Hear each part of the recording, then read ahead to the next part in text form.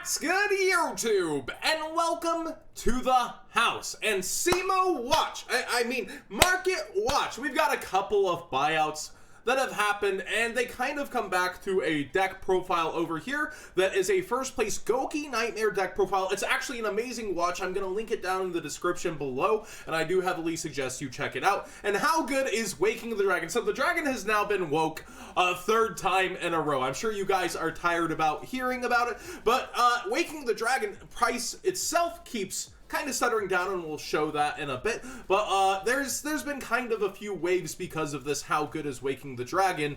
So let's go ahead and take a look. And almost at 100k. Good job, Cimoooooooo. We've got Blue Mountain Butterspy. I did not think I would ever say that name on a market watch in my life. Hitting $5. Blue Mountain Butterspy, huh? It's not a number hunter, so not the most accessible set in the world. It cannot be normal summon / set. When you normal summon a warrior type monster, you can special summon this card from your hand. This card cannot be used as, oh no, synchro material. Well, we're in an age where link summoning, X-seizing, and so on are way more prominent, and it so happens that this goes really well with an archetype that might make isolde, that might make other link ups, and this extra summon does remind me of a Performa Pal in the past that gave a helping hand, so to speak. So yeah, it definitely does have its merits overall, but it's even more ridiculous on eBay. Oh, this is crazy, guys. Blue Mountain Butterspy. But seriously, you can't underestimate it. It's actually a decent card, and this is just the initial fallout of... There aren't many of these around, and it was at 70 cents despite that, but now people really want it. We'll see this price calm down as people want actual sales on it, but a lot of people want to try it out because it was in a huge first place profile. Same with Junk Forward, which has seen a respike. This got hyped initially because of Goukis. If you control no monsters, you can special summon this card from your hand. It also, being the warrior type, was very good for isolde, and it's still uppish there, but it's you see the respike, the market price. It's been all over the place in the past. That's the super rare version, and then it's much more expensive after just that one is gone. So somebody trying to make a quick sale, and then you see that it's sitting at 6s. But every single version is up, as it is on eBay for every single freaking version. So these warrior support cards are just getting a little bit overhyped, but at the same time, when you have a huge audience like Cimoooooooo's and huge views on a video versus a market, there's a condensed amount of cards in the pool for people to buy versus a lot of people wanting to try this stuff out. Just use Dueling Book for the time and find out if you really want them, and if the answer is yes, decide when the time price-wise is right for you on Butterspy. Isolde 2 Tales of the Noble Knight continues to go up. I did feature this just recently, and it's a huge player in the deck as well that was shown with Gouki Nightmares, and you might want to consider when to get yours. It's continuing to creep up. It's actually surprising me. I thought it would be at 12 and stabilize. It's continuing to go, and I really do respect this card. It's a hell of a card in an ultra rare slot. I could see it being 1 day 20, but I feel like the max it should sit at is 15. But we'll see. It's got potential to be in the megatons, as I forewarned, but a lot of people want to try it out right now. Gouki Nightmare is a real deck, as seen, and there's definitely easier ways to pop her out than we originally thought. I'm not laughing because it's bad, it's just Butterspy, man. It's a Butterspy. Next up on our list of stuff, Spiral Super Agent, which was also played as a one-of in that deck, is at $17, but I think Spiral Nightmares is a more realistic deck to think about, and the Spiral buyout has finally happened in full force. There was murmurs about it, like, oh, Spirals are getting bought out, Spirals are getting bought out, but the price wasn't really moving, and then, just like that, a snap of the finger and half of them were gone on the market.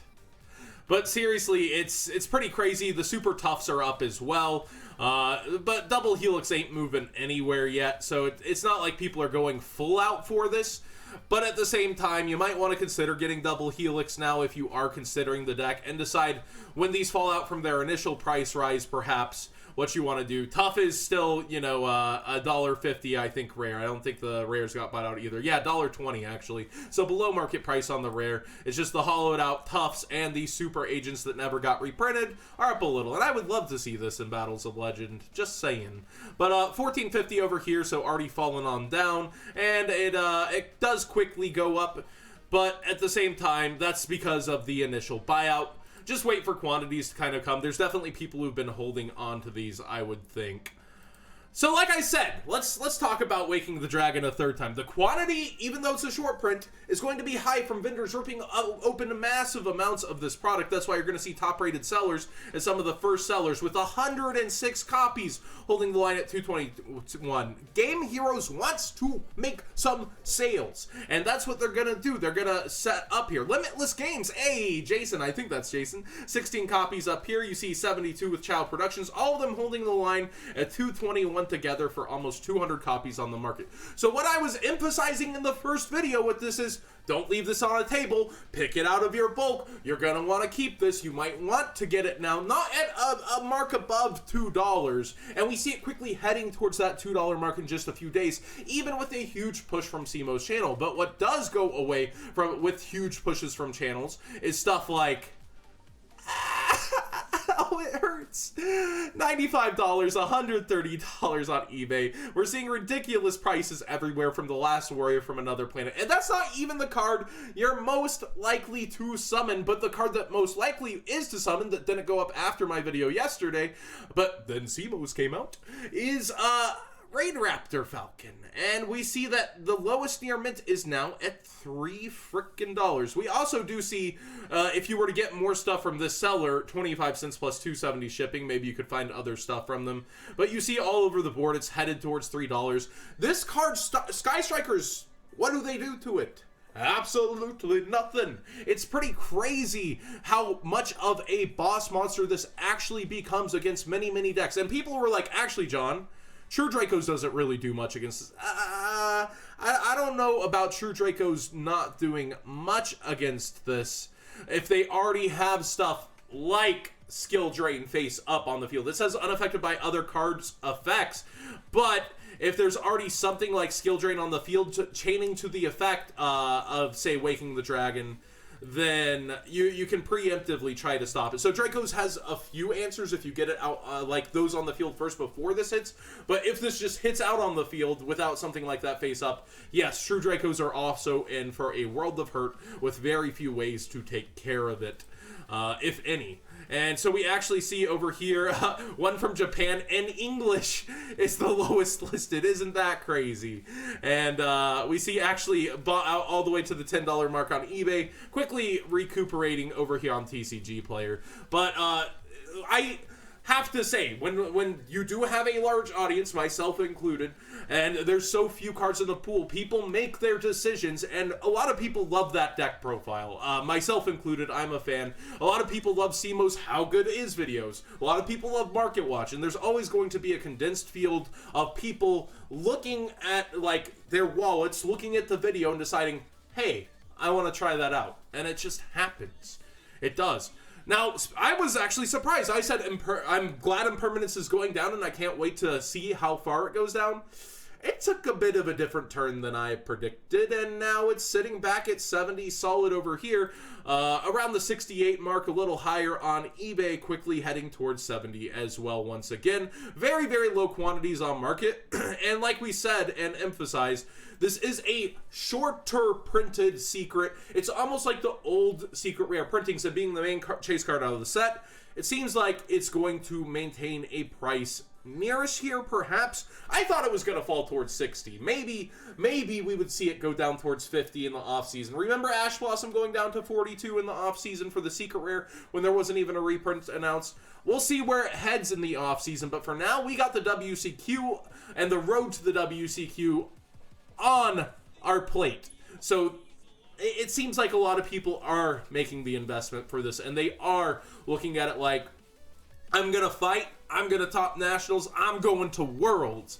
And the price kind of reflects that. It shows the heartbeat of the competitive spirit, not just the vendors. Because vendors aren't trying to snap this up at 65. There's no profit. This is purely players, and they all in the past couple days took the deals. And that's pretty crazy to think that many players are in demand of this card before, with the WCQ season on the line, that many are going for this. So that's pretty crazy. I do expect to drop off after it when we don't have regionals for a while, but the 200th YCS is also a huge spike to our competitive season, and the Megatons, I think, will be out around that time as well, if I'm not mistaken. I actually need to see which one lines up first. I think it's the Megatons first, but I'm not 1,000% on that. But definitely a huge kickoff to our competitive season, with 3 YCSs all being the 200th YCS, happening, I think, September 22nd and 23rd. So, crazy stuff on the line, guys. Crazy buyouts today. I've had a crazy day. What did you think of today's Market Watch? Give it a thumbs up if you enjoyed it, and subscribe if you haven't already.